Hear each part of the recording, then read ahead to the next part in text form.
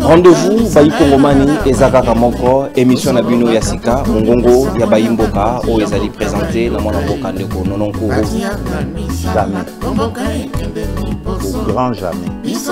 Tant que vous êtes président de la République. Aujourd'hui, le pouvoir de Kinshasa n'a aucun contrôle sur des vastes zones du Nord Kivu, Sud Kivu, Ituri, Otuele et Bazouele.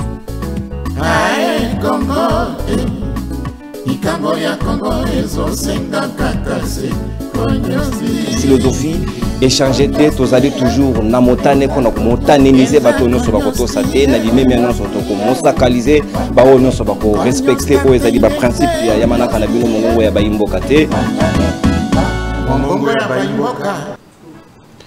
Une nation se gère par ses élites. Quand l'élite est démissionnaire, c'est la catastrophe et la débandade totale. Est-ce le cas avec la République démocratique du Congo?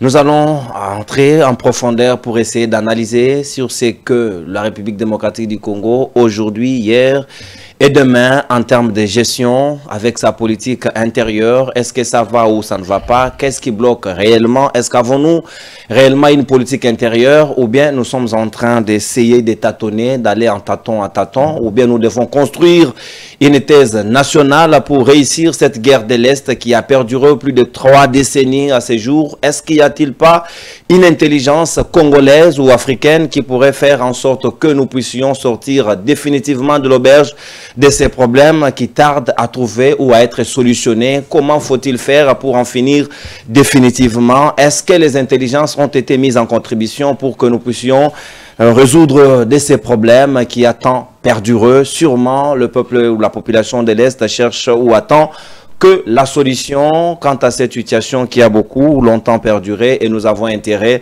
à pouvoir mettre l'intelligence à contribution pour que cela soit définitivement mise à l'écart ou penser autre chose, surtout au développement. Nous allons revenir sur ces plateaux, Mongongo Yabayi Mboka version française, avec un Congolais qui est professeur à l'université catholique en sciences politiques, Paris 1, et il est aujourd'hui avec moi, c'est un Sorbonnard également de Paris 1, docteur en philosophie. Il s'agit du professeur Claude Ntsala, avec qui nous allons encore échanger pour la 2e fois autour de cette émission. Vous l'avez tant réclamé la fois passée quand on a discuté avec lui autour de ces plateaux.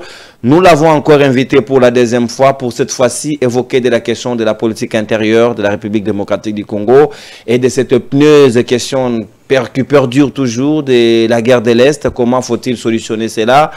Professeur Claude Ntsala, je vous dis bonjour et bienvenue à nouveau à ce nouveau numéro de Mongongo Yabayi Mboka. Bonjour monsieur le journaliste et merci pour cette nouvelle opportunité. Je corrige vite, je suis pas seulement docteur en philosophie. Je sais que la présentation elle est très longue, mais je vous ai résumé.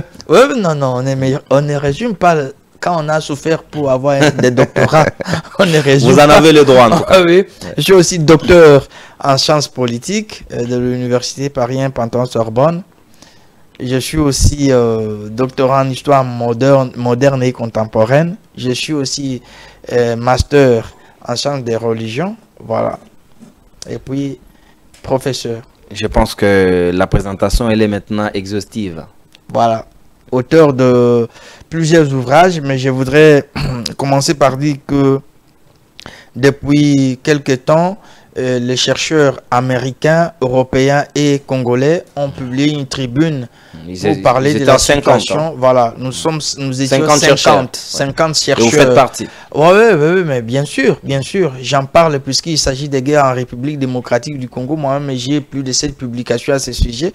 Donc, 50 chercheurs sérieux, américains, européens et congolais avions quand même dénoncé ce qui se passe à l'est de notre pays, puisque j'indique qu'il y a, pour ce qui me concerne, un génocide et un statocide. Donc on a eu quand même à mobiliser les amis, mobiliser d'autres chercheurs de l'Atlantique, des chercheurs européens, pour que nous puissions faire entendre les pleurs et les angoisses des populations congolaises en désignant de manière plus directe l'Union européenne comme l'acteur qui encourage ces massacres en soutenant le Rwanda et l'Ouganda. Là, c'était avant que les sanctions ne tombent. Est-ce que l'Union européenne n'a-t-elle pas évolué ou bien c'est toujours l'Union européenne que vous reprochez aujourd'hui? Nous, tant qu'une seule personne continue à mourir au Congo, tant qu'il y a les atrocités, nous continuerons à dénoncer. Mais il ne revient pas à l'Union européenne ou à une organisation internationale à pouvoir assurer la paix et l'intégrité du territoire. Évidemment, monsieur le journaliste, je voudrais vous rappeler qu'au Rwanda et en Ouganda ou encore au Kenya, il n'y a aucune usine d'armes. Dans ces pays-là, il n'y a aucune usine d'armes.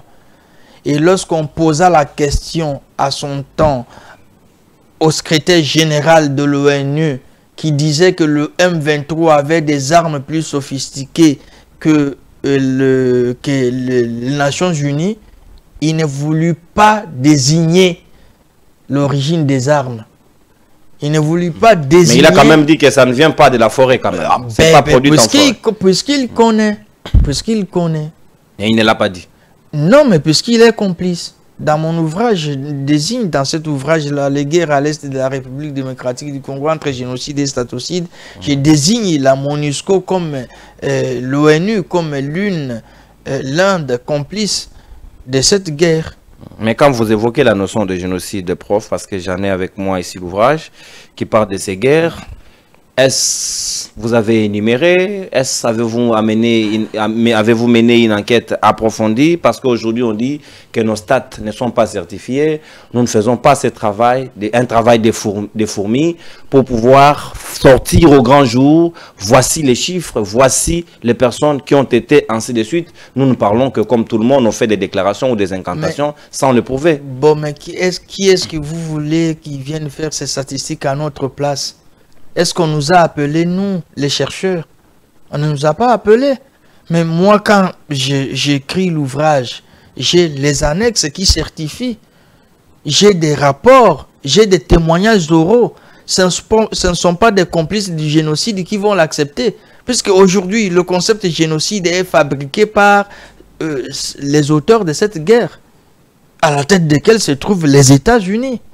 Est-ce qu'on n'en parle pas? On pense que... Vous en tant que chercheur, vous avez le courage de le dire. Monsieur le journaliste. Mais le pouvoir ne s'assume pas comme tel. Mais non, moi je ne suis pas au service des idéologies.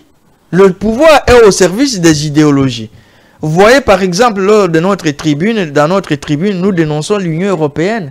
Mais est-ce que notre pouvoir dénonce l'Union européenne? On parle de Kagame, comme une sorte de Rangan. Comme une sorte de Rangan, mais il est le bras droit de ces gens-là. On ne parle de Kagame, on laisse Museveni où? On laisse les troupes ougandaises qui sont chez nous où? Donc moi je ne suis pas au service d'une idéologie. Mais ces troupes sont venues sur invitation de la RDC. Je ne veux pas le dire, je ne veux pas. Vous savez, monsieur le journaliste, il y a des choses dont on ne parle pas lorsqu'on est chercheur. Nous sommes guidés par la probité scientifique. Et dans la probité scientifique, il y a quelques critères, dont la rigueur, la contrôlabilité, la systématicité, la corroborabilité. Donc, ces critères-là sont vraiment comme des éléments conducteurs qui nous poussent à mener des recherches et à publier. La preuve, c'est que cet ouvrage n'est pas quand même devenu orphelin. 50 chercheurs, 50, je parle bien de 50, sont venus renforcer vos positions. 50 chercheurs américains, européens et congolais. Au Congo, nous sommes 6 ou 8 ou 9 seulement. Donc, là... Nous avons une ligne de conduite sérieuse. Ce n'est pas comme on voit les uns et les autres qui partent fanfaronner, payer aux gens de l'argent, faire des meetings pour crier sur des gens, citer les noms des gens de manière alambiquée. Non. Ici, nous sommes sérieux. Je voudrais dire, je suis sérieux. Je ne parle pas de la même manière que Jean-Pierre Bemba, par exemple. Lui parle comment? Non, mais il parle de manière alambiquée. Il parle comme un garçon de classe. Pendant que la situation est sérieuse, pendant que nous sommes en train de nous battre à l'international, lui, il est en train de nous amener dans une diversion. Vous trouvez ça normal? Donc, je ne voudrais pas... Donc, parler de Kabila aujourd'hui, de sa nationalité, de ses origines, c'est une diversion. diversion, j'ai évité un gros mot. J'ai évité un gros mot, c'est pourquoi j'ai employé le concept de diversion. Vous savez, monsieur Nono, en 2017, j'ai publié un classique, un grand ouvrage qui s'appelle le christianisme à l'épreuve des défis sociopolitiques de la région des Grands Lacs. Celui qui a mené cet ouvrage-là sous les fonds baptismaux s'appelle Lambert Mende Omalanga, qui était à ce moment-là ministre. Et je l'ai invité non pas à raison du fait qu'il était ministre, mais puisque il a écrit un ouvrage célèbre, peut-être dont on n'a pas lu, qui s'appelle Sous l'œil du cyclone. Le Congo, l'œil du cyclone. Je l'appelle puisqu'il connaît bien la région des Grands Lacs. Et dans cet ouvrage-là, je parle d'un concept qui s'appelle le génocide oublié. Lorsque le pape arrive ici... Et c'est le génocide congolais. Voilà. Lorsque le pape François arrive ici, je publie un texte qui s'appelle le génocide oublié, mais que le pape vient reprendre le même concept que j'avais employé en 2017. Alors, s'il y a quelqu'un comme Bemba dont le nom se retrouve dans le rapport mapping et qui vient comme remouiller sur nos plaies, nous poignarder une fois de plus alors que nous sommes en train de pleurer nos morts en parlant de ceux qui ne sont pas congolais, de ceux qui ne le sont pas, de ceux qui le sont et de ceux qui ne le sont pas. Je pense que ce n'est pas prendre les gens au sérieux, ce n'est pas nous prendre au sérieux. Nous, on se bat quand on sensibilise les Américains et les Européens pour qu'on puisse parler de cette guerre. On est parti demander à qui de l'argent. C'est pourquoi je profite de cette opportunité pour dire au grand frère Eberand Kolongele d'éviter d'approcher une fois de plus les renards qui ont profité de la situation pour refaire surface dans le gouvernement d'union nationale. Qu'il y fasse beaucoup d'attention puisque nous sommes fatigués après tout. Nous sommes fatigués, je suis très énervé, nous sommes fatigués de tous ces renards-là qui n'aident pas le président de la République et qui veulent vraiment s'enrichir, qui veulent se faire une santé aux grandes dames des populations qui souffrent, aux grandes dames de ceux qui ne mangent pas, aux grandes dames de ceux qui ne trouvent pas le sommeil, aux grandes dames de ceux qui se battent véritablement pour cette République. Et au regard de ces attitudes, de ces comportements, de ces acteurs, comment construire alors la politique intérieure qui devra être une sorte de levier qui devra conduire tout le monde et surtout la République à aller de l'avant? Mais évidemment, monsieur Nono, je voudrais entrer dans le vif du sujet. La politique de la République démocratique du Congo, la politique intérieure bien sûr, s'est construite sur des formes autoritaires. Depuis là, on assiste à des formes autoritaires politiques qui se sont construites, qui se déploient sur deux axes. Ça, c'est vraiment mon observation. L'axe de la bouc émissarisation, c'est l'axe de Bemba. Et l'axe de la post-vérité, l'axe des autres acteurs qui accompagnent le chef de l'État. La bouc émissarisation, c'est de dire nous sommes responsables de rien, ce qui arrive, c'est Kabila. On rejette toujours la faute aux autres. Voilà, ce qui arrive, si on n'a pas eu, c'est une main noire. Moi, je me rappelle mon grand frère Vital, qui va en Zambie et il trouve là-bas une main noire. Au lieu de nous ramener de la farine, il vient dire au président, non, ce que j'ai trouvé là-bas, c'est une grosse main noire. Qui empêche le maïs. Voilà.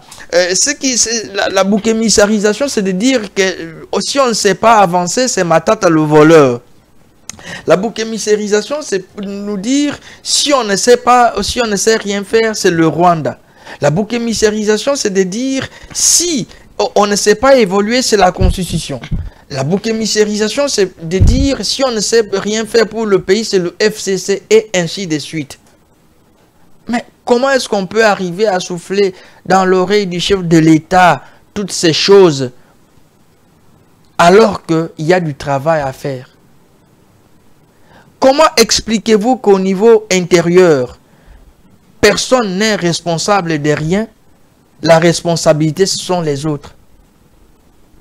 Comment expliquez-vous que pour construire la défense, on nous amène à une diversion de la révision constitutionnelle alors que Bunagana a été pris et les autres villes environnantes étaient prises depuis 2022. Comment expliquez-vous que pour qu'on puisse construire, au moins rendre la propriété propre, la ville de Kinshasa, on pense que ce sont les autres? Comment expliquez-vous que un personnage dont j'ai tel les noms ici, qui vient insulter et nos généraux, et nos capitaines, et nos officiers, les qualifiant tous des Rwandais? Avec facilité. Les qualifiant tous des Rwandais, parce que... Un PCA voilà, est député de surcroît. Voilà, son seul avantage, c'est de s'être métamorphosé avec les produits hydroquinone.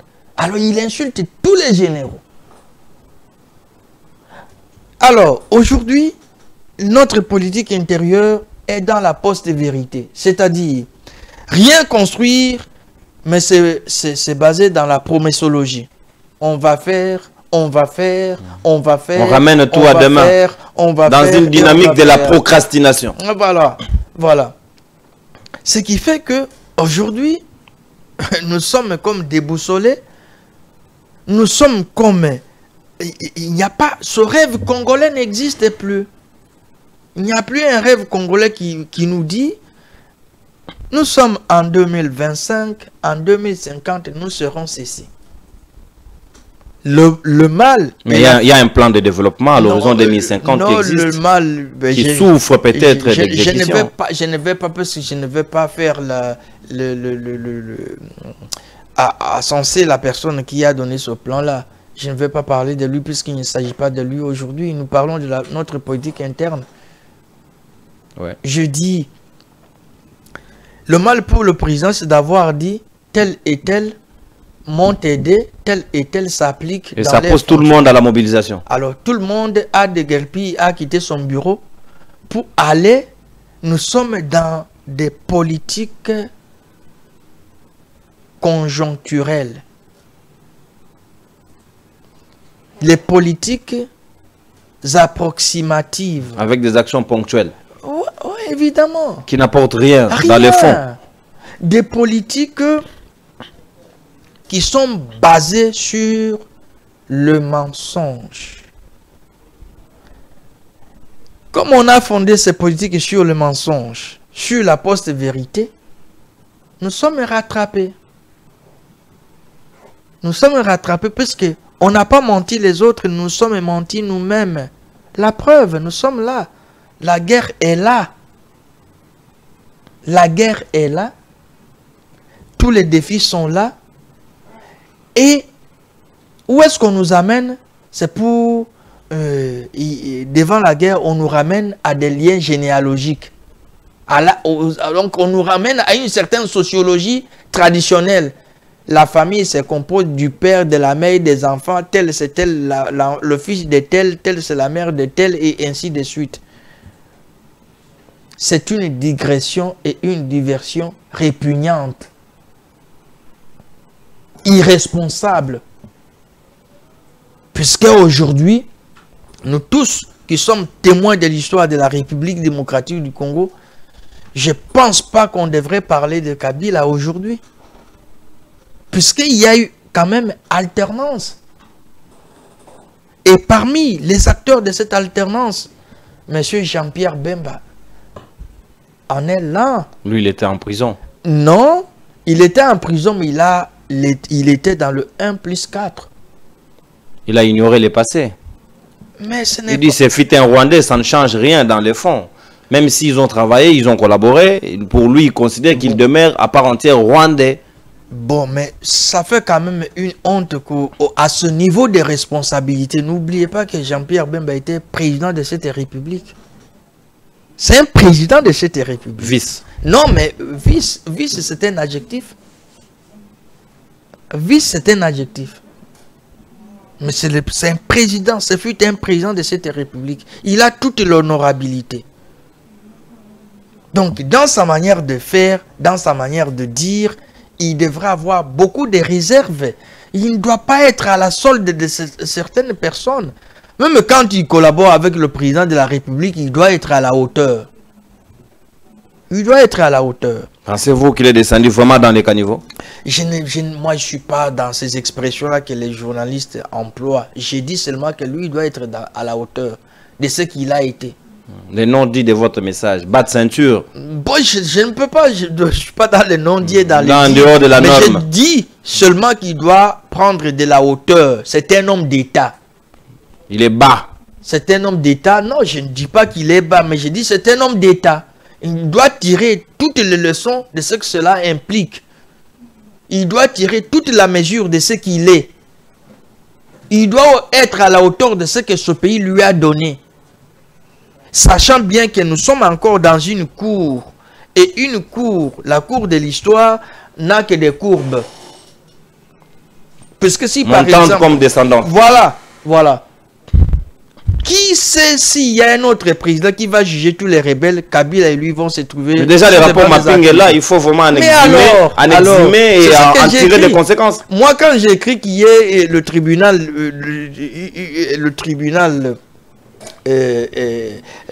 où il y aurait une justice transitionnelle, transitionnelle, mais Bemba doit être là. Kabila doit être là. Les Boussanyamis, ils doivent être tous là. Donc aujourd'hui, ce n'est pas quelqu'un qui devrait se présenter comme s'il aimait la République, alors qu'il y a certaines personnes qui pleurent par rapport à lui. Boussanyamis, c'est qui aurait même qui n'aurait pas, mais qui a confirmé que Bemba aurait mangé les pygmées. Non, mais ce n'est pas Boussa qui l'a dit. C'est les rapports dans ce livre-là. Je reprends les rapports. Mais si tel est le cas, les pygmées doivent avoir peur de Bemba. En le voyant, ils peuvent fuir. Bon, une fois il est en forêt. Je ne dois pas commettre la même faute que lui. Moi, j'ai la hauteur. À l'entrée de cette introduction, ce que j'ai dit, monsieur le journaliste, c'est de dire que nous avons mobilisé les chercheurs américains, les chercheurs européens, les chercheurs congolais pour que nous puissions parler du Congo de manière responsable. On ne vient pas parler des individus quand la patrie est en péril. Nous avons bien des choses à dire au président de la République. Mais on ne le fait pas. Pourquoi? Puisque, comme je l'ai dit, il faut qu'on forme un front républicain. Le front républicain consiste à ce que nous puissions soutenir les institutions.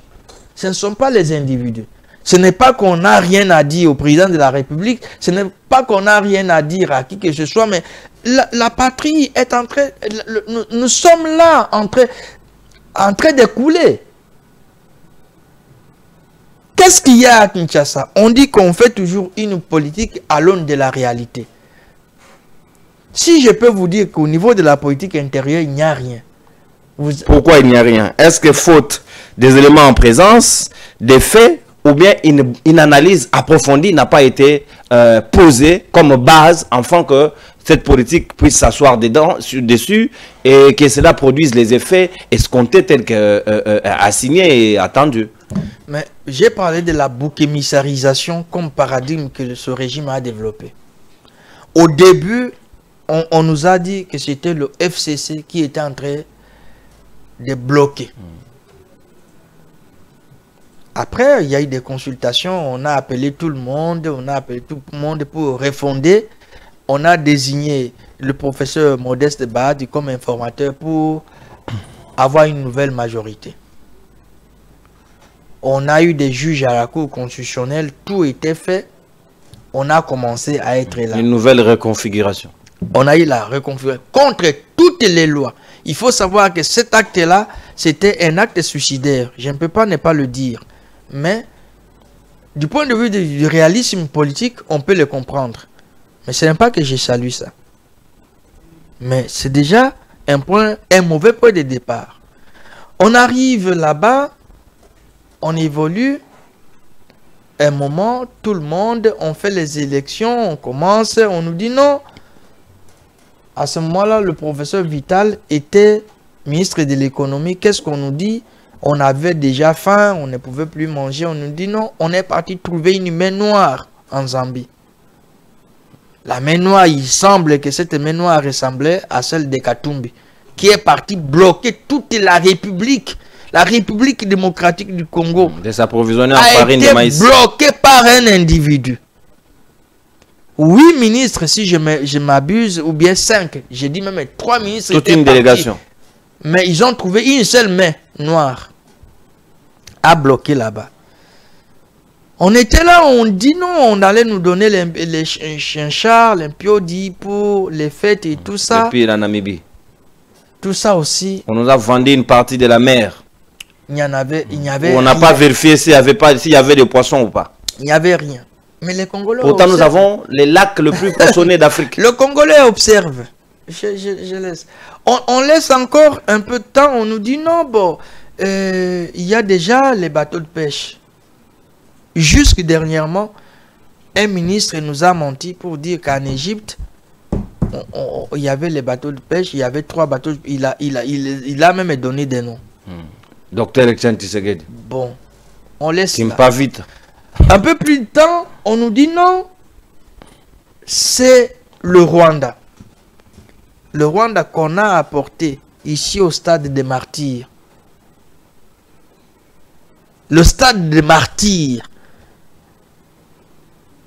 Le stade des martyrs. Quand on dit stade des martyrs, pourquoi ces gens-là ont été nommés les martyrs de quoi? Ce sont les martyrs de la démocratie. Mais on apporte dans le stade des martyrs un sanguinaire pour nous les présenter, nous dire qu'il est devenu blanc. Après, on nous les présente encore comme un problème. Après ce problème-là, on voit un autre problème, c'est Matata, le voleur. Bukangalonzo. Tout ça, nous passons... Après Matata, le voleur, on nous dit non, c'est Kabila, l'AFC. Donc, on ne sait pas demain, on va dire que c'est qui. Alors, cette approche-là de bouc-émissarisation, prof, dont vous évoquez ici, apparemment, ça vient avec Félix Tshisekedi, avec le régime Félix Tshisekedi. Parce que sous Kabila, ils avaient aussi leurs approches. Ils n'étaient pas vraiment dans cette dynamique. Qu'est-ce qui se passe aujourd'hui? Comment faut-il remédier à cela?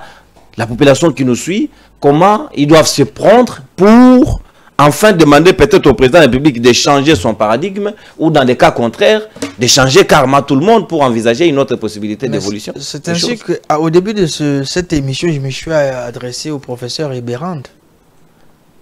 Puisque qu'est-ce que j'ai constaté? Tout le monde ici va souffler à l'oreille du président pour lui dire le problème c'est l'autre. Mais on ne lui dit pas que non, ils doivent travailler.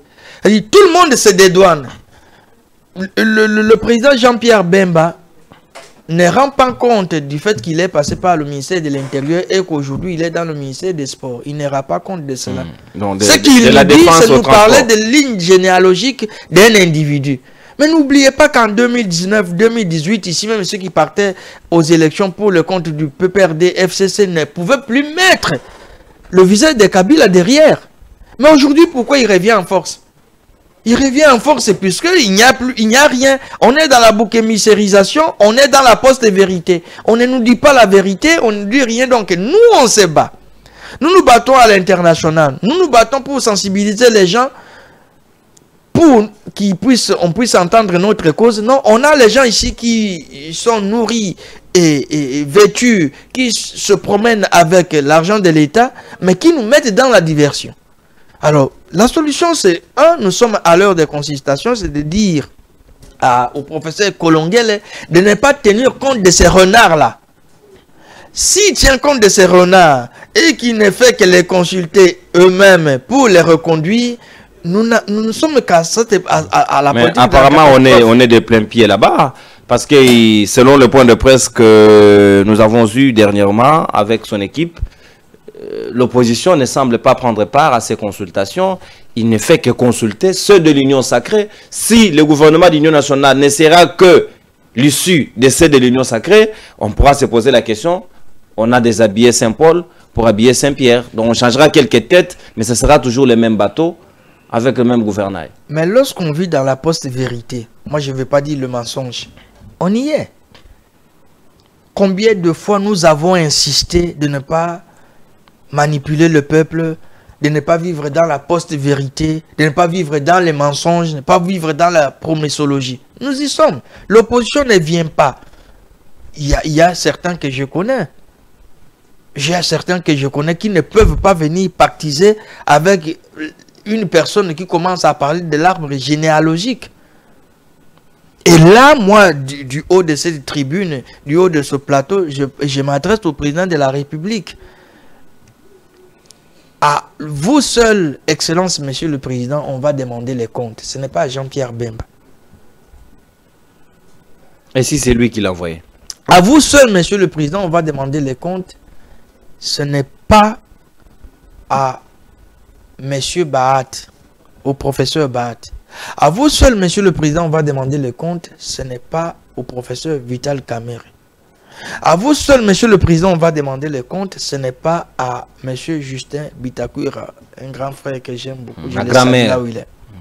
À vous seul, Monsieur le Président, on va demander les comptes. Ce n'est pas à X ou à Y. Il est temps que vous puissiez vous rattraper. Ce qui vous amène dans cette diversion à la digression ne vous aide pas. Faites un effort que vous puissiez vous ressaisir. Vous vous battez déjà bien, continuez à vous battre. On a des choses à vous reprocher, bien sûr. Mais pour moi, personnellement, ce n'est pas le moment. Ce n'est pas le moment, mais quand vous continuez à pactiser avec des gens qui n'apportent que la division, qu'est-ce que ce discours-là apporte? Qu'est-ce que les discours? Ça apporte une diplomatie agissante. Ça apporte la division. La diplomatie qui amène, cette fois-là, des sanctions qui contentent tout le monde ces derniers temps. Mais personne mais monsieur, non. Bon, je peux peut-être vous pardonner, vous sur ces plateaux qui représentez les autres. Les sanctions n'ont pas une nature contraignante. Ne vous réjouissez pas des sanctions. Vladimir Poutine en a 6 millions. Il continue à faire sa guerre. Il ne lâche pas l'Ukraine. Il a plus d'1 million de sanctions, ça ne lui dit rien. Sont les faibles qui se contentent des sanctions. Lorsqu'on est fort, on s'en fout des sanctions. Mais Benjamin Netanyahu a des sanctions. Il continue à frapper Gaza. Ce ne sont pas des sanctions qui viendront récupérer les territoires occupés. Ok, bref. On accepte qu'il y a les sanctions. Et nos frères qui sont sous le giron de l'occupation. On dit, mais ce sont des sanctions qui ont fait en sorte que les M23 boycottent les assises de Luanda et aujourd'hui, c'est retirer de Walikale et revenir sous la table des négociations. C'est grâce aux sanctions. Comment vous pouvez dire que les sanctions ne changent pas grand-chose alors que nous semblons voir que ce sont des sanctions qui font en sorte que les choses essayent de bouger? Le M23 ne se retirera pas des territoires occupés à cause des sanctions. Et d'ailleurs, c'est parce que vous ne dites pas que moi j'ai publié sur les guerres. La théorie de la guerre, ce n'est pas ce qu'on voit ici, ce n'est pas ce que vous nous dites. Qu'est-ce qu'est le M23? Qu'est-ce qu'est l'AFC? Quelle est la nature de la guerre qui nous est faite? La guerre qui nous est faite, il faut d'abord la placer 1 au niveau local, 2 au niveau international. La guerre russo-ukrainienne a des enjeux directs en République démocratique du Congo puisque l'Europe veut se réarmer. Quand l'Europe dit qu'elle veut se réarmer, les minerais pour les armes se trouvent en République démocratique du Congo, messieurs les journalistes. Oui, c'est bien beau de citer Kagame et de mettre Museveni, mais c'est de prendre aussi en compte que le fils de Museveni, qui est le chef d'état-major général, nous envoie des messages clairs et explicites. Dans une semaine, ils viendront protéger le leur et occuper la ville de Kisangani, envahir la ville de Kisangani. Mais et alors? On n'a pas de répliques. Mais ni de demandes d'explication. Non, mais c'est ça notre... Même pas de chargé de mission convoqué. Ben évidemment, c'est ça notre faiblesse. Je vous ai toujours dit que personne ne nous prend au sérieux. Personne ne nous prend au sérieux. Puisque quand un chef d'état-major d'un pays déterminé, un pays frontalier, nous lance des menaces de manière explicite et directe et dit qu'il va arrêter même notre gouverneur militaire et qu'on ne riposte pas, alors on voit des personnages ici, ces pavanés en train de nous dessiner la sociologie généalogique traditionnelle. C'est quand même ahurissant, c'est énervant. C'est énervant. Ça risque de... Bon, je m'excuse que le grand frère Jean-Pierre m'excuse, il risque de penser que j'ai fait une fixation, mais ce qu'il fait est répugnant. Quand vous voyez un général d'état-major d'un pays, puisque pour moi, l'Ouganda nous fait la guerre. Mais pour Félix Tshisekedi, l'Ouganda est un partenaire. C'est question d'approche. Non, mais moi, je suis scientifique. Monsieur Nono, j'ai écrit, et le livre, je ne l'ai pas publié en République démocratique du Congo. La publicité est l'une des caractéristiques d'un livre. Ce livre, il est publié au niveau international. Et dans ce livre-là, j'ai dit que l'Ouganda, c'est l'Ouganda en principe qui nous fait la guerre, puisque la base de la MONUSCO se trouve à Entebbe. On va vous dire comment je ne suis pas président de la République, mais je connais que la base de la MONUSCO se trouve à Entebbe et que le peu d'argent qui arrive ici dans le déploiement, les Congolais qui travaillent au sein de la MONUSCO n'ont que des miettes. Tout l'argent reste en Ouganda. Mais pour une mission qui doit se retrouver en RDC. La République démocratique du Congo. Qu'est-ce que les militaires ougandais font à Ituri et ils nous disent que non, ils ne sont pas concernés pour contrecarrer. Mais ils viennent pour chasser des ADF parce que c'est comme ça dans la feuille de route. Et alors, si vous venez chasser les ADF, vous devez aussi être de notre côté pour quand même limiter les dégâts. Je vous donne une information, ce n'est pas une information, j'espère que vous le savez. Ces pays-là ont conclu des accords militaires avec tous nos voisins. Nous avons 9 voisins, au moins 8 voisins ont conclu des accords militaires avec le Rwanda. Ce qui fait que, avec le Burundi qui venait de conclure un pacte de non-agression, c'est-à-dire, parmi les 9, il n'y a personne qui va emprunter notre cause. Parmi les 9, il n'y a personne, aucun pays pourrait emprunter notre cause du point de vue de la sécurité. Ça, c'est le problème de la politique intérieure de la RDC. Mais évidemment. Qui ne sait pas choisir ses alliés. Vous n'allez pas imputer ça aux voisins. Non, mais puisque vous dites que vous avez une diplomatie agissante, parce que je vous ai dit qu'il n'y a rien. Je vous ai dit qu'il n'y a rien. Ces sanctions-là, ceux qui donnent les sanctions sont eux-mêmes qui sont les auteurs de notre malheur. Les tireurs de ficelle. Vous allez demander à quelqu'un qui vous dit à la bouche, ne vous battez pas, mais lui-même donne les armes à cette personne-là pour qu'il vienne vous battre. Je ne sais pas ce que cela signifie. Il n'y a que chez vous au Congo ici, vous ne connaissez même pas la nature de votre guerre. Vous ne connaissez même pas la nature de ceux avec qui vous vous battez. Tantôt les terroristes, tantôt les agresseurs, tantôt il n'y a rien. Donc vous ne savez même pas circonscrire. Alors comment vous saurez faire cette guerre si vous ne connaissez même pas ceux qui sont en face, la nature de ceux qui sont en face de vous? Mais quand Félix Tshisekedi est arrivé, professeur Claude Nsala, il a dit qu'il voulait aller au-delà de Paul Kagame parce que c'était pour lui la communauté internationale qui était derrière. Il fallait identifier ces acteurs pour en finir définitivement avec eux, et que le Rwanda, qui était en réalité quelque chose d'utilisé, qui bénéficiait réellement de ces fonds-là, puisse être coupé de cordon ombilical de ces gens-là pour qu'on l'abandonne, enfin qu'on arrive à résoudre les problèmes. Mais apparemment, ça n'a pas tenu. Qu'est-ce que vous voulez qu'il fasse de plus? Mais j'ai parlé de la post-vérité. J'ai évoqué 2 paradigmes. Le paradigme de la bouc émissarisation et le paradigme de la post-vérité. Je pense que le président de la République a été dans la post-vérité. Et d'ici, je lui dis de sortir de la post-vérité, c'est-à-dire de regarder la réalité en face. Qu'est-ce que vous voulez? Je vous ai posé ici, c'est vous qui posez les questions. Où est-ce qu'on fabrique les armes au Rwanda? Où? Nulle part. Mais pour aller aborder ces puissances-là, ce n'est pas en leur disant, si vous ne faites pas, la rue va s'en occuper. C'est comme un tison qui va dire au fleuve, si tu ne viens pas me rendre visite, je vais t'attaquer. Le tison, bon, nous qui sommes au village, le tison, c'est un morceau de bois. Voilà, lui-même va se révolter contre le fleuve, dit, si tu ne viens pas me rendre visite, je vais t'attaquer. Mais alors, voilà, voyez. Une chose est d'avoir les bonnes intentions, une autre est d'avoir les moyens pour réaliser les bonnes intentions.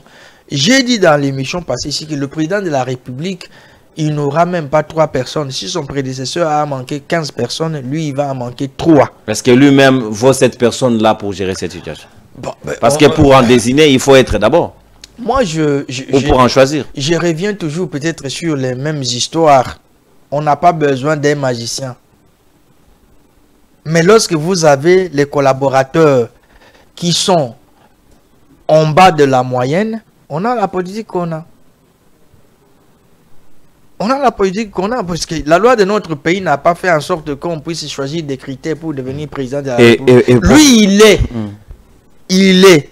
Mais lorsqu'on a, par exemple, une vice-ministre de la Défense qui dit que lorsque les gens ont manifesté ici, ce sont les Rwandais. Voyez un peu là où ça nous amène. Voyez un peu la bêtise là où elle est. Alors que nous nous battons comme scientifiques. Parce qu'il y a une sociologie des ignorants qui s'est développée ici pour faire taire les voix des scientifiques, les voix des intellectuels. Avec des raccourcis. Avec des raccourcis. Et elle vient nous dire que ce sont les Rwandais alors que les peuples peuvent s'autodéterminer pour faire entendre leur voix au niveau international. Et c'est ce que nous avons fait au plan scientifique. 50 chercheurs, ce n'est pas peu. On n'est pas parti chez le président de la République ou chez un membre du gouvernement lui demander quoi que ce soit. Moi, personne, nous, on n'en a pas besoin. Mais alors, le président, c'est pourquoi il a l'occasion pour se rattraper. Et je reviens encore au professeur Eberhard, de voir toutes ces personnes-là qui ne valent pas au plan international. Ce n'est pas parce que par le fait qu'ils sont costauds ou ils parlent, ils veulent dire des choses que l'opinion veut entendre qu'on doit les reconduire. Il faut qu'il y ait un gouvernement des techniciens, un gouvernement des intellectuels. Qui vaut quoi quand vous parlez à M. Macron? Si on récompense ceux qui mobilisent. Non, mais on n'attend pas des technocrates. En tout cas, on n'attendait pas des technocrates avec ces gouvernements. Le Congo n'est pas une île. Nous ne sommes pas dans l'insularité. Et ces politiques qui se pratiquent aujourd'hui sont des politiques d'insularisation. Pensez que le Congo ne se limite que dans ses frontières. Celui qui va parler à Emmanuel Macron, il faut que quand on lui dit non, tel veut venir te rendre visite, et quand il cherche celui qui veut venir lui rendre visite, il sait qui il vaut. Ce n'est pas un rebelle alors qui vous a dit ici que vous, chez vous, on ne vous prend pas au sérieux puisqu'il y a les rebelles qui vous dirigent, et ce sont ces gens-là que vous allez envoyer. Mais vous commettez toujours les mêmes erreurs. Et le président, il commet toujours ces mêmes erreurs. On lui a déjà dit que les rebelles, on ne veut pas les voir. Mais lui, il est toujours avec eux. On lui a toujours dit que les incompétents, on ne veut pas les voir. Mais lui, il est toujours avec eux. On lui a toujours dit que les voleurs, on ne veut pas les voir. Mais lui, il est toujours avec eux. Il ne va plus commettre les erreurs du passé. Mais il revient sur la même base. Messieurs les journalistes, je suis ici pour parler au président de la République comme Congolais, comme citoyen. On lui a dit à l'international. Vous pensez que ce que vous dites, il ne sait pas? Non, mais moi je répète à ma manière. Je le répète, bis repetitas plaquet. Et la répétition est la mère de la science. Voilà, moi j'ai fait le latin. Donc, on a dit au président de la République, et c'est ce que je lui dis ici, qu'on ne veut plus des voleurs, on ne veut plus des incompétents, on ne veut plus des détourneurs, on ne veut plus des rebelles. Même son pasteur lui a dit, mais ça ne lui a pas empêché de défendre un voleur ici, de crier par tous. Bon, je n'entre pas dans père de famille. Je ne rentre pas dans ce sujet-là. Je vous ai dit que ça, c'est la politique des boucs émissérisation. Je pense que le président doit tirer toutes les leçons de 6 ans de sa gouvernance. Il risquerait de rentrer dans la page noire de l'histoire s'il laisse le Congo à cet état. Il a encore une occasion propice qui lui est donnée pour qu'il puisse se rattraper. Je ne rentre pas dans des considérations où tel est voleur, tel ne l'est pas, mais nous savons que les politiques intérieures congolaises sont caractérisées par le détournement, le vol, la surfacturation, l'incompétence, l'improvisation, l'amicalité, le clientélisme, et voilà. Le népotisme, le tribalisme, voilà. Surtout en quantité industrielle et de façon exponentielle. Mais le président a l'occasion de puisque, monsieur Nono, nous avons quand même, moi personnellement, j'en ai marre que chaque fois que je sors du pays, on puisse me poser des questions sur l'incompétence de mes ministres. J'en ai marre quand même, et quand je sors du pays, on puisse me poser des questions sur les vols de mes ministres. J'en ai marre que quand je sors du pays, on me pose des questions sur le détournement de mon pays. Si vous n'êtes pas détourné, vous ne serez pas ministre. Non, bon, je sais pas, moi, je ne rentre pas. Ça, c'est vous qui le dites. Au regard des faits. Alors, mais si les faits sont là, mais c'est pourquoi j'ai dit, l'occasion est là. Formons un front républicain. Le front républicain est ce front que nous menons, que nous formons autour des institutions de la République. Je ne cesse de vous le répéter, je suis institutionnaliste. C'est-à-dire, je soutiens les institutions de la République pour autant qu'elles ont été démocratiquement instituées. Je ne voudrais pas rentrer dans les débats puisqu'il y a à dire, bien sûr, mais aujourd'hui, nous avons des institutions. Moi, je les soutiens. Vous êtes légaliste? Je les soutiens. Je soutiens les institutions de la République. Et c'est pourquoi je m'adresse à la première de ces institutions, au président de la République, pour lui dire qu'il est temps qu'il se ressaisisse. De peur qu'il ne soit inscrit sur la page noire de l'histoire de ce pays. Est-ce qu'on ne devait pas mettre des critères pour les animateurs de ces institutions?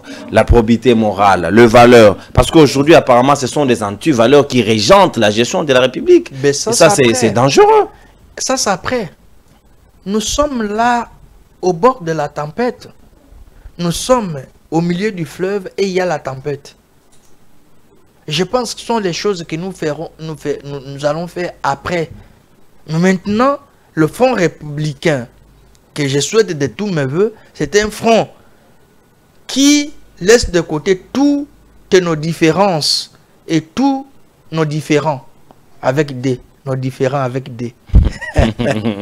Nos problèmes. Voilà. Et sont là où, c'est là que je reviens, mon grand frère qui m'en excuse. Là où le VPM Jean-Pierre Bemba nous amène, c'est le chemin vers la mort. C'est le chemin vers la division. Parce que maintenant, nous n'allons pas commencer à nous blâmer, à blâmer les uns et les autres. Et surtout en ce qui concerne les origines. Créons un acte républicain autour de nos institutions. Faisons face à la situation qui arrive pour que, après avoir restauré l'intégrité de notre territoire, nous puissions nous régler les comptes après. Je pense que le moment n'est pas venu qu'on parle du voleur Matata, qu'on parle du Rwandais Kabila, qu'on parle du FCC qui est avec l'ennemi, qu'on parle qu'on soit populiste. Et tout ça, c'est sans preuve. Hein? Ce sont des accusations gratuites jusqu'à-là. Moi, je ne parle même pas d'accusation. Je ne veux pas entrer dans... Si vous voyez, monsieur le journaliste, que j'évite ça, parce que je ne voudrais pas en parler. Ce n'est pas rationnel. Kabila a demandé des preuves au président Félix. Ce n'est pas raisonnable. Puisque nous avons... Le Congo n'est pas une île. J'ai parlé des politiques insulaires, l'insularisation du Congo. Parce que qui fait quelque chose au Congo est connu.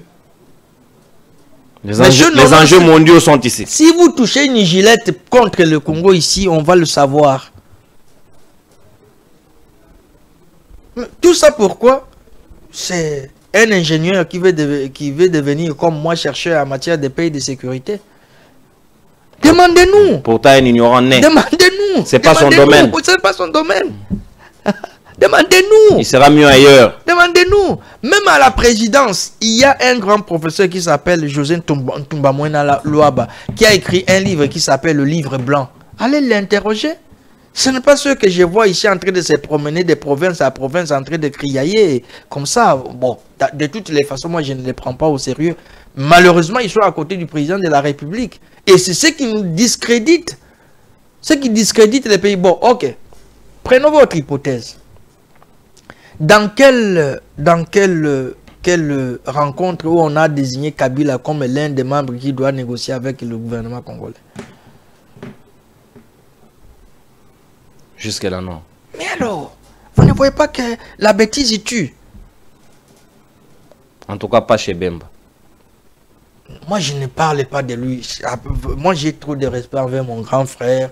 Je ne parlais pas de lui. Autant lui n'en a pas envers les autres. Non, autant lui n'en a pas envers les autres. Non, mais moi, je ne suis pas kabbyliste, moi. Ne mérite respect que c'est lui qui en donne. Moi, je ne suis pas kabbyliste, je ne le laisserai pas. Je ne le laisserai pas. Mais je cherche. Vous savez, monsieur Nono, allez être parmi les 50 chercheurs qui parlent du Congo. Ce n'est pas vous qui parlez ici, ou ceux qui parlent ici après avoir mangé les beefsteaks. Nous prenons le risque, c'est-à-dire que pour nous, ces pays-là que nous dénonçons deviennent des pays ennemis, sont nos ennemis par rapport à nous. Ne craignez-vous pas d'être abandonné? Parce qu'on en a qui en a osé, il en a eu pour son compte. Hein. Personne ne l'a assisté, même pas une attention particulière pour le Congo, mais pourtant il a osé hausser la voix là où plusieurs se sont tus. On le fait pour la science. La science a ses exigences. La science a ses exigences. Entre autres, la vérité. Entre autres, la contrôlabilité. Entre autres, pas la systématicité. Mais la science, non, mais avant, on ne peut mieux comprendre le patriotisme que si on est scientifique. Sinon, on doit être des patriotes comme ceux qui laissent les bureaux ministériels pour aller s'évaquer, aller faire du théâtre ailleurs. Et puis on parle de cette politique intérieure, professeur. Quelle est la nature vraie, la vraie nature de cette guerre? Parce qu'une guerre, tant qu'on ne la comprend pas, on ne sait pas non plus mieux la mener pour enfin aboutir à des résultats escomptés. Quelle est la nature de cette guerre que nous connaissons aujourd'hui, que connaît la RDC?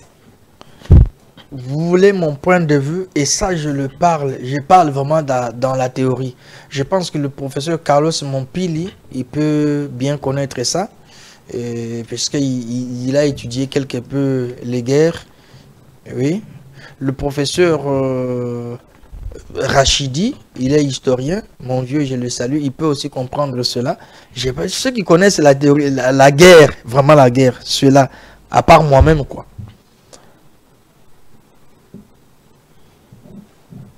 Si on prend les acteurs, le M23/AFC, c'est une guerre nationale, mais qui est internationalisée. Parce que, à moins, comme vous connaissez les arbres généalogiques des acteurs, à moins que vous me disiez aujourd'hui que Nanga et les Bishima, ils ne sont pas congolais. Mais s'ils sont congolais, c'est que c'est une guerre interne, c'est-à-dire une rébellion, mais qui est internationalisée, c'est-à-dire avec des appuis extérieurs. Ça, c'est la nature de l'AFC M23. À partir du moment que nous trouvons des troupes étrangères qui se détachent du M23 et qui rentrent dans ce pays, ainsi que l'histoire nous le renseigne, parce que l'histoire, les guerres du Congo ne sont pas des guerres ponctuelles, ce sont des guerres qui sont vraiment étayées dans l'histoire. Si. Là, ça devient des guerres d'agression.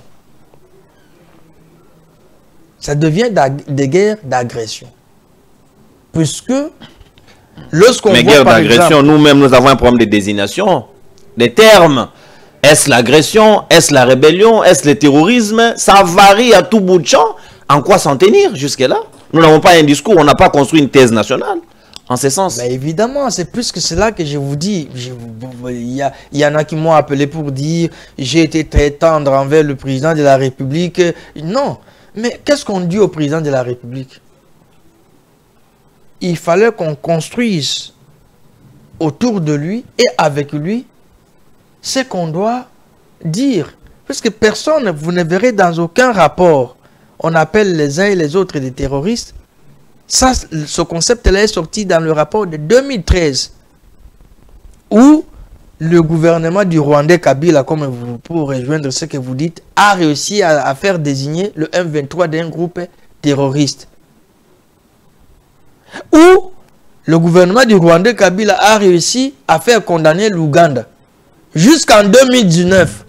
Monsieur le journaliste, l'Ouganda devrait payer à la République de 10 milliards. Alors, je ne sais pas là où c'est parti, comment... Arrangement à l'amiable. Voilà. Jusqu'à aller autour de 300 millions. Et détourner. Les bénéficiaires n'ont pas vu. Moi, je laisse tout ça. Avec un faux procès qui n'a rien produit. Alors, Les choses n'existent que quand elles sont nommées. Lorsque les choses sont mal nommées, elles n'existent plus. C'est ainsi qu'il n'y a même pas une stratégie claire et directe qui est mise pour que nous puissions mener cette guerre. Ouais, pauvre Tshisekedi. Pauvre Tshisekedi, il est là seul à aller de gauche et à droite. Mais s'il n'est pas capable, il n'a qu'à démissionner. Il n'y a pas de pauvres. Non, la question, quand on vient gérer, on est prêt. La question, soit on démissionne. Ok. La question, ce n'est pas la démission de Tshisekedi qui va résoudre, qui va venir récupérer les territoires occupés. Ce n'est pas parce que Tshisekedi démissionne aujourd'hui que les territoires nous seront rendus. Mais que faisons-nous de nos pays? Vous savez, vous voulez me dire vraiment, M. Nono, que quand la solde des militaires, quand la ration des militaires n'arrive pas au front, c'est lui-même aussi qui allait mettre l'argent sur sa tête et le ramener. On demande le compte à la personne à qui on a fait confiance. Vous savez que notre assemblée devrait faire pression. Les répondants de cette question, il n'y en a pas. Ce n'est pas Tshisekedi aussi qui est lui-même aussi député. Nos pour députés. Mais alors, combien de mentions ont-ils mis sur la table et Tshisekedi leur a dit laissez ça? On a voulu faire partir les Rwando-Congolais Guizaro ici et on a dit n'osez pas parce que c'est la fibre et puis voilà la fibre de la minorité est menacée. Mais ça c'est la post-vérité. Monsieur Nono, je vous ai dit que chez nous les minorités sont les Batois, les Pygmées, les minorités sont les albinos. Ne faites pas une herméneutique court-circuitée de l'article 217. Les minorités sont pas chez nous, aucune tribu n'est minoritaire. Aucune tribu congolaise. Ce sont des groupes de personnes qui sont vulnérables, qui sont appelés minoritaires chez nous. Entre autres les albinos, entre autres les pygmées. Entre autres les handicapés. Donc, pour revenir... Il ne faut pas en rajouter d'autres. Non, non. Personne n'est minoritaire puisqu'il n'y a personne qui est très majoritaire. Vous dites Bas Congo, mais vous partez au Bas Congo, il y a plus de 10 tribus. Vous dites oui. Vous dites Kassai au Kassai, il y a plus de 10 tribus. Ça c'est une précision de taille. Mais oui. Qui est majoritaire? Il n'y a personne. Parce que ceux qui parlent le Swahili, il n'y a pas une tribu qui s'appelle Swahili. Non, il n'y a pas. Non, il n'y en a pas. Donc qui est majoritaire? Il n'y en a pas. Le Swahili est comme le Kikongo dans une certaine ère géographique, mais c'est ce qu'on appelle la géopolitique. Et tout ça, on doit vous enseigner. C'est pourquoi je dis que les scientifiques ne sont pas aux côtés du président de la République, qui les utilise pour que, avec ce gouvernement d'union nationale, ou avec ce remaniement, ils puissent quand même faire front et se dédouaner. Faire front et se dédouaner. Parce que moi, jusque-là, je ne l'ai pas encore jugé. Parce que comme le disait Edgar Morin, je voudrais que ceux qui veulent me faire des critiques tâchent de lire tout ce que j'ai écrit. Car la fin à Edgar Morin. Edgar Morin, dans mon domaine, il a pondu une théorie de la rimologie. Ah ben évidemment, il a pondu aussi la théorie du boucle tétralogique. Je voudrais que ceux qui veulent me faire des critiques tâchent de lire tout ce que j'ai écrit. Car la fin sert à apprécier le commencement et le commencement sert à juger la fin.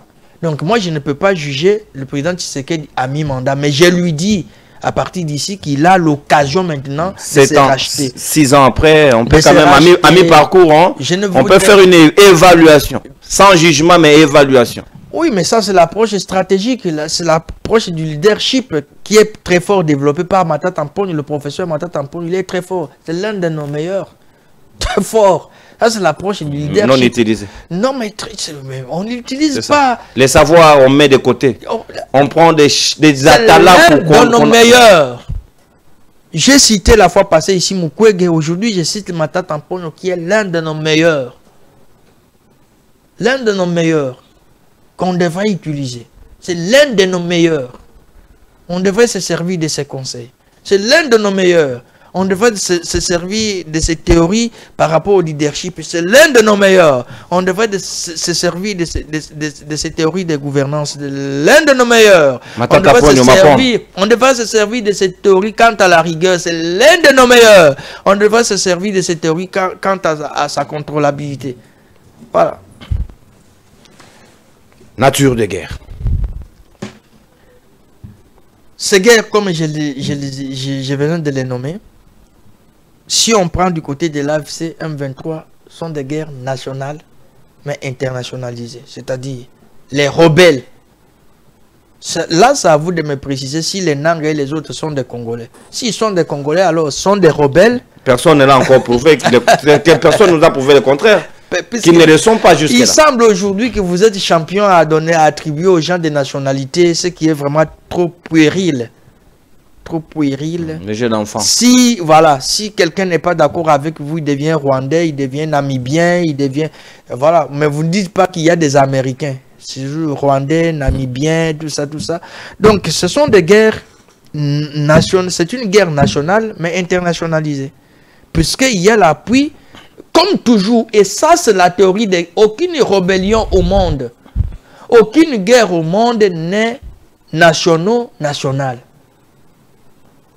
La Russie par exemple, qui est une grande puissance, la première puissance nucléaire, mais qui a l'appui de la Corée du Sud, a l'appui de l'Inde, a l'appui de l'Iran, a l'appui de plusieurs pays. Donc vous n'allez pas commencer à, vous n'allez pas aujourd'hui nous dire au niveau de la théorie que non, l'Ukraine est en guerre contre l'Iran, l'Ukraine est en guerre contre la Corée du Sud. Non. C'est quand même... Il ne faut pas être ignorant jusqu'à ce point. Mais la spécificité congolaise tient du fait que le Rwanda, l'Ouganda, tous les pays où il y a les nilotiques sont des pays qui ont des velléités expansionnistes, qui veulent toujours rentrer dans notre pays pour venir chercher les espaces. Ça, c'est l'enjeu de la sous-région. L'enjeu international, c'est que les pays occidentaux, certains pays occidentaux se servent de ces pays-là pour qu'ils viennent voler. Parce que tous les minéraux qu'ils volent, ils les amènent où? Là-bas. Et puis, si on parle des minéraux, prof, c'est bien beau de parler des minéraux volés. Et qu'en est-il alors des minéraux non volés? Ça sert à qui? Parce que l'article 58 de la Constitution, de notre Constitution en vigueur, dit que les richesses nationales doivent être redistribuées de manière équitable à tous les Congolais. Est-ce que bénéficions-nous tous de façon équitable de ces ressources qui devraient nous profiter tous, de ce que les ennemis ou les envahisseurs ne volent pas? Ou bien comment gérons-nous cela? Est-ce que vous êtes content ou fiers que oui, le peu que nous avons entre nos mains, c'est géré à bon père de famille ou à bon escient? Mais j'ai déjà décliné la caractéristique du régime. Ce sont les détournements et ce sont les injustices. Il n'y a pas la justice distributive. La justice n'est pas seulement la justice, une justice judiciarisée. C'est pas une justice seulement il a commis telle infraction. Ils ont dit ça à l'émission, les services. La justice, c'est donner de l'eau potable. La justice, c'est payer les gens. Aujourd'hui, les gens ne sont pas payés jusqu'à ce jour. La justice, c'est donner aux gens une bonne école. La justice, c'est traiter ceux qui travaillent de la plus belle façon. La justice, c'est faire en sorte qu'il y ait de bonnes routes. La justice, c'est aussi la redevabilité. On a créé des demi-seigneurs ici qui sont devenus tous comme des Tshisekedi. C'est-à-dire qu'ils n'ont de compte à rendre à personne. Alors qu'il y a le principe de redevabilité. Lorsque vous gérez la chose commune, vous devez rendre compte, mais qui nous rend compte? Personne ne nous rend compte. Dès qu'on a nommé quelqu'un, c'est fini. C'est comme ce qu'on décrit aujourd'hui à la SNEL, le PCA qui n'a pas mandat d'organiser un concours au poste de commande à la SNEL, mais il s'octroie quand même le luxe de bypasser la copyrep et de faire outre, même son ministre de tutelle lui interpelle, il s'en fout, il se tape guerre. Moi je me rappelle bien d'une vidéo que j'ai chez moi avec moi ici. Le président de la République, le président Tshisekedi, avant qu'il ne soit président, disait qu'il était toujours étonné de voir un peuple qui est malmené, mais qui continue à acclamer. Je pense que notre peuple mérite ses dirigeants. Notre peuple est très lâche, très lassé aussi, puisque on ne fait pas pression. On a ces gens-là, nous entendons toujours, on a volé, on a fait ceci, on a fait cela, mais nous gardons silence. Alors que ces gens-là devraient être redevables. La redevabilité, c'est un principe de gouvernementalité. Vous nous gouvernez. Vous nous devez des comptes. Vous nous devez des comptes. Mais aujourd'hui, c'est comme si nous leur demandons des services. Pour qu'on nous paie, on doit leur demander service. On nous dit qu'on a multiplié le budget et que tout va bien. Ce n'est pas comme le Rwandais a fait. Et ils ont bien fait. Mais on ne voit pas, on ne voit rien. Moi, j'arrive ici, il n'y a plus rien. pour circuler avec la voiture, je dois changer une autre voiture parce que la voiture, il y a trop de trous, il n'y a plus même de routes. Les voitures basses n'ont plus droit de circuler. Les catchs, on ne les voit plus. Donc, voyez-vous que nous sommes devant des dirigeants qui ne veulent pas nous rendre compte. Mais des dirigeants qui se présentent comme des renards devant le corbeau. Parce qu'il suffit qu'ils partent dire au président de la République, tout ceci c'est Kabila. Là, non, mais ça ne passe plus. Ça ne passe plus. Ce n'est plus le moment où on élisait les gens en 2019, puisque tu dis que Kabila est rwandais, on te donne de voix. Non. Aujourd'hui, le peuple a déjà vu clair. Aujourd'hui, le peuple a déjà vu clair. Et c'est pourquoi je reviens toujours envers le professeur Kolongel et Bérand, mon grand frère, et le président de la République. Attention avec ces renards-là. Il faut tous les faire partir pour que vous puissiez relever la tête. Mais ils vont leur faire du problème. Ils auront du fil à retordre. Vous ne pouvez pas les demander facilement comme ça. Il y en a de ceux qui entretiennent le flou. Ils ont des milices. Ils ont tout ce qui va avec. Ils vont déstabiliser la nation une fois vous le mettez de côté. Il faut réfléchir autour des stratégies à mettre en place pour mieux les contrôler. Je sais que Bérand, il est à la hauteur de ce qu'il va faire. Oui, il y a toujours ce qu'on peut faire pour qu'on arrive à une certaine interchangeabilité des rôles. Il n'y a pas de personnes incontournables. Les inamovibles. Non, il n'y en a pas. Il n'y en a pas. Mais le bateau est en train de prendre de l'eau là. Le bateau est en train de prendre de l'eau là. On est en train de chavirer là. On ne doit pas garder la même équipe qui est dans la poste de vérité, dans le mensonge, dans tout. Mais si on doit citer tous les dossiers ici, ça sera combien de dossiers? Donc, à vrai dire, il faut qu'il y ait une politique claire avec le gouvernement qui vient. Une politique claire pour notre défense et notre sécurité. Une politique claire quant à la gestion de la chose publique. Une politique claire quant aux politiques économiques. Une politique claire quant au reste de la vie nationale. Oui, la première ministre, en ce qui concerne la défense, a promis à ce que les militaires devront déjà attendre dans les mois qui viennent, peut-être ces mois ou les mois prochains, avoir leur solde d'être doublé, sachant aussi que les militaires ne vivent pas que de soldes. Ça, c'est l'argent de poche. Est-ce que la police également a la même chose? Si tel avait été le cas, pourquoi n'avons-nous pas pensé cela bien avant, pendant que l'agression était alors du côté de Bunagana, et nous avons attendu seulement que nous soyons jusqu'à Goma, à Bukavu, Walikale et ainsi de suite, qui s'en menacés pour que nous puissions envisager une telle possibilité. Est-ce que c'est de la démotivation qui favorise ce qui nous arrive aujourd'hui, ou bien nos militaires devraient être remotivés avec la prime aussi promise de $500? Est-ce que ça pourra changer la donne? D'abord, je dois vous dire, monsieur le journaliste, que je suis contre toute cette sensibilisation qui s'est faite pour appeler les gens à adhérer. Qui rentrent dans l'axe de poste de vérité. Oui, oui. Pourquoi? Il y a des personnes indiquées. Nous avons quand même un état-major général. Nous avons quand même un ministère de la Défense. Nous avons quand même le premier d'entre nous qui est... On ne sait plus qui fait quoi. Mais ce désordre-là est irréfléchi et personne ne nous prend au sérieux. Vous voulez que je vous parle en Est-ce que ce n'est pas l'anarchisme qui est maintenant érigé comme mode de gestion? C'est la jungle. C'est pas l'anarchisme. L'anarchisme, je vous ai dit depuis l'émission passée que l'anarchisme, c'est un mode de gouvernement. Ça, c'est la jungle. Ça dit tout est non réfléchi. Pourquoi? Par le simple fait que le président ait félicité ceux qui se sont quand même distingués avant tout ça, tout le monde est parti. C'est-à-dire, comme on dit souvent à Kin, et tout est quota. Mais on ne peut pas faire ça dans l'armée. C'est la vie de la nation. Moi, je suis contre ça. Et qui viennent dans ces recrutements? Est-ce les ratés?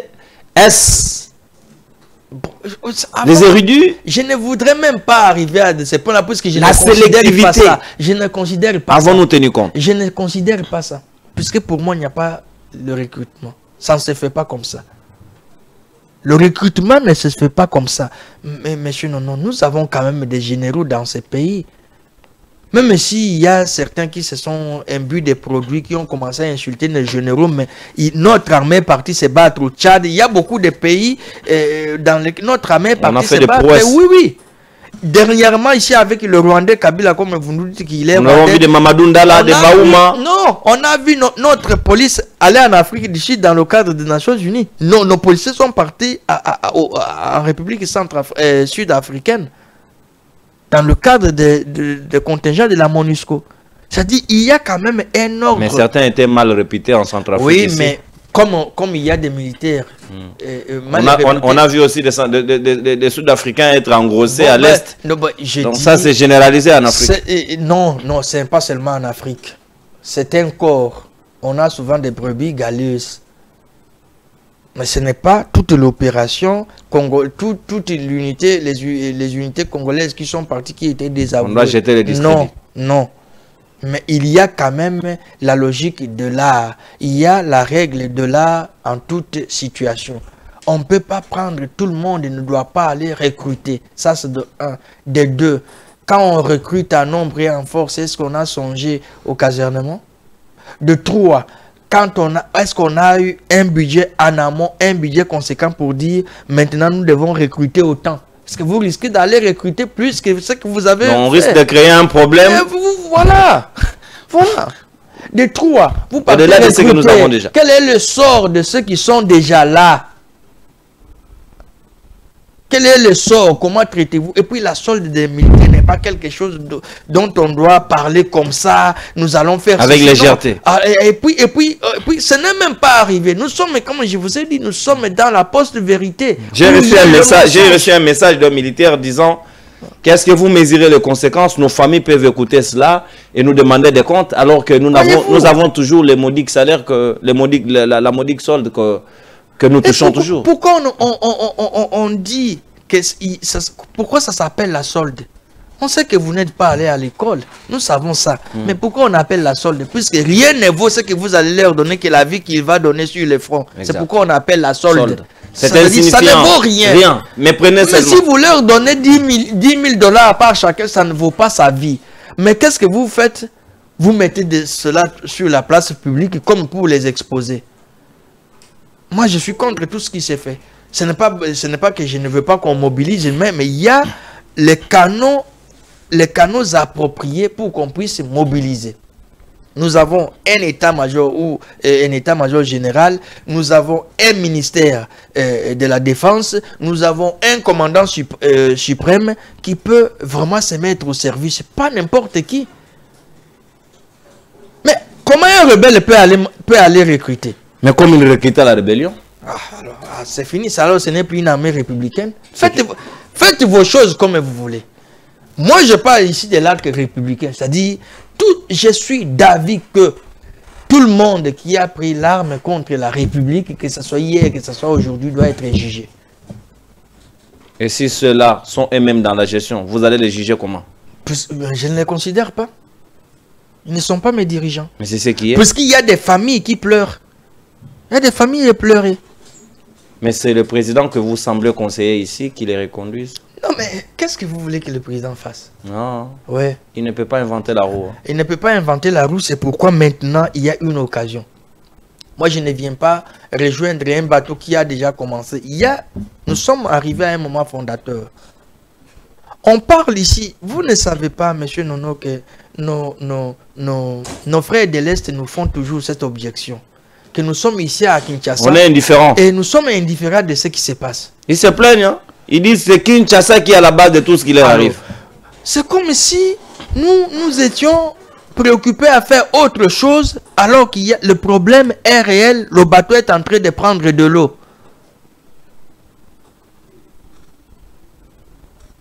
Je ne cesserai de parler au président de la République, de se tirer d'affaire, l'occasion lui est donnée pour qu'il soit inscrit sur la liste blanche de l'histoire. Mais si c'est son choix. S'il veut s'inscrire lui-même sur la liste noire en restant avec ces renards-là qui ne font que l'induire en erreur, c'est son affaire. Les bonnes choses ne durent pas, professeur Claude Ntsala.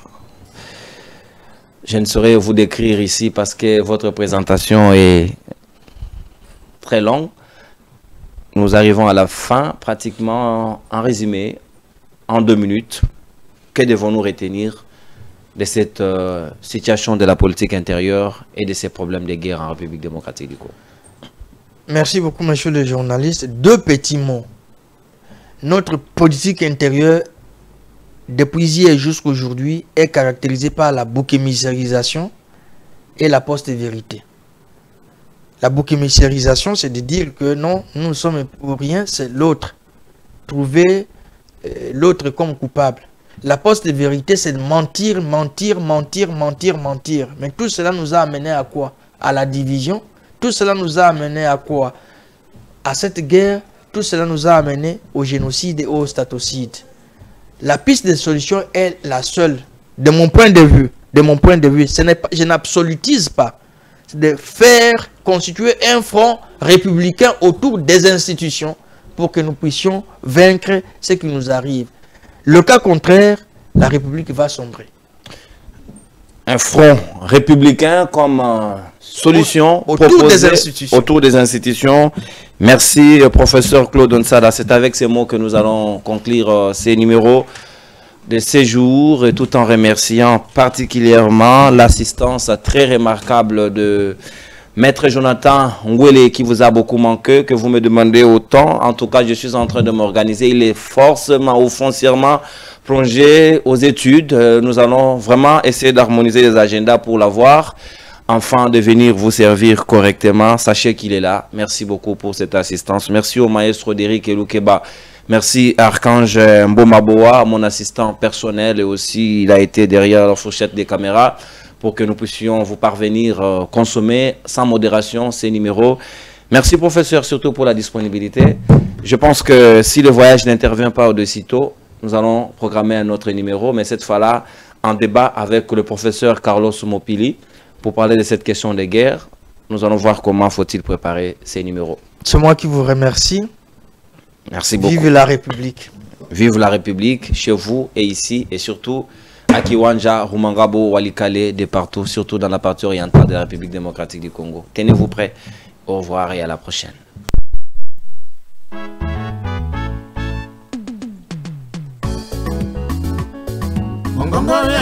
Rendez-vous Bayi Kongomani ezaka moko émission na bino ya sika mongongo ya Bayi Mboka o ezali présenté na mwana mboka ndeko Nononkuru jamais au grand jamais tant que le président de la République. Aujourd'hui, le pouvoir de Kinshasa n'a aucun contrôle sur des vastes zones du Nord Kivu, Sud Kivu, Ituri, Otuele et Bazwele.